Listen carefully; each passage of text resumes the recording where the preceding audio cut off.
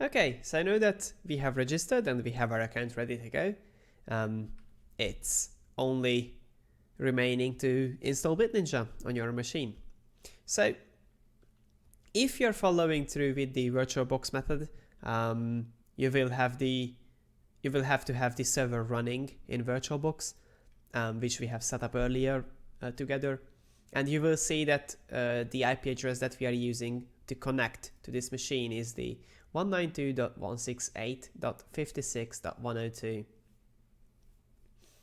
And basically what we do here is we will just log in into the machine via PuTTY, because that's just universal and easy to do. But if you have any other SSH software that you prefer to use over PuTTY, you are free to do that.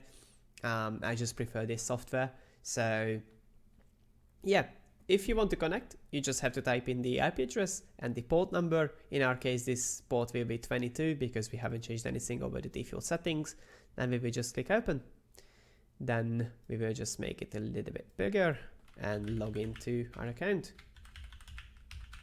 If you're following through again with the virtual machine that we are providing, the login will be Ninja and the password you will get with the documentation. And one thing is that you will have to switch to root user, because BitNinja needs a root privileged user in order to install properly, and that's just the easiest to carry out and do with root. So we will just type sudo su and we will just go to the root user. You can see we have changed from Ninja to root, and now we are ready to go and install BitNinja.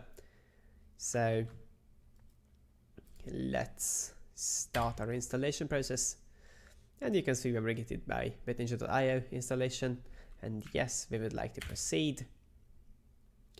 And this might take a little bit of time depending on the size of your machine and the resources it has, but on a fairly normal machine it will not take more than a minute or so.